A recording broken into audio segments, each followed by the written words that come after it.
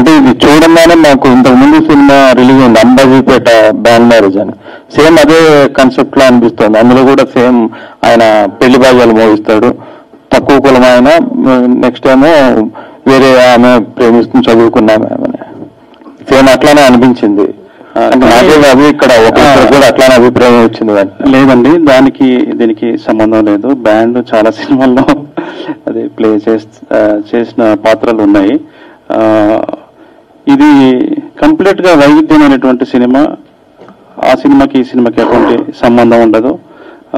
ఇది caste issue కూడా ఈ సినిమాలో ఏమీ ఉండదు. అది మీరు చూస్తారు, డెఫినెట్లీ మీరు చూస్తారు.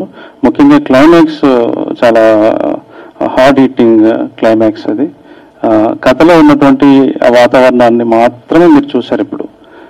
అది మీరు దర్శకత్వం కాకుండా ప్రొడ్యూసర్ గా మళ్ళీ వస్తున్నారు, ఎందుకని అంటే దర్శకత్వం అదే చెప్పాను కదండి. యాక్చువల్లీ ఏంటంటే నాకు ఈ కథ విన్న తర్వాత ఎలాగైనా ఈ కథని ప్రొడ్యూసర్ చేయాలని నాకు లేదు. యాక్చువల్లీ ఈ కథని మెటీరియల్ చేయాలి, ఈ కథని చెప్పాలి ఎట్లయినా చేసి అని ఒక స్ట్రాంగ్ ఇంటెన్షన్ తో నా కథ నన్ను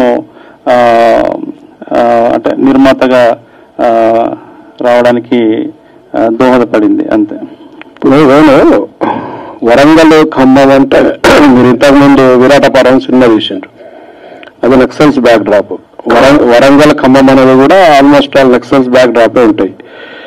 అంటే ఈ సినిమాలో అట్లాంటి బ్యాక్ డ్రాప్ ఏమైనా ఉంటాయా, లేకపోతే ఇదే పర్టికులర్ కథను ఎంచుకోవడానికి కారణాలు ఏంటి? లేదు, అలాంటి రాజకీయ వాతావరణం ఈ సినిమాలో ఏమీ ఉండదు. ఇది చాలా ఒక వెనుకబడిన ప్రాంతంలో వెనుకబడిన మనుషుల మధ్యలో జరిగే ఒక ప్రత్యేకమైనటువంటి వైవిధ్యమైనటువంటి ప్రేమ కథ. దీనికి సంబంధం ఉండదు. ఇంకా చెప్పాలంటే ఇది కంప్లీట్ గా full entertainer, raw rustic entertainer. Cinema చూస్తున్నంతసేపు మీరు డెఫినెట్లీ మీరు ఆ కథలో ఆ క్యారెక్టర్స్ తోనే లవ్ లో పడటము, ఆ క్యారెక్టర్స్ తోనే కనెక్ట్ అవ్వటము అది జరుగుతుంది. కమర్షియల్ ఎంటర్టైనర్ అండి. అయితే రాన్ ద రస్టిక్ అంటున్నారు కదా, ఎండింగ్ ఏమో సాడ్ గా ఉంటదేమో అనిపిస్తుంది ఆ ట్రీజర్ చూస్తుంటే. ఎట్లుంటుందండి? అంటే లవ్ స్టోరీస్ మాక్సిమం ఊర్లలో జరిగేవి, కాస్ట్ ఇష్యూ కాకపోయినప్పటికీ కూడా మనీ కూడా ఉండొచ్చు. సో ఎట్లా అంటే దీన్ని ఎలా చూడాలంటారు? కానీ ట్రీజర్ అయితే చాలా బాగుంది. థ్యాంక్ యూ అండి. అది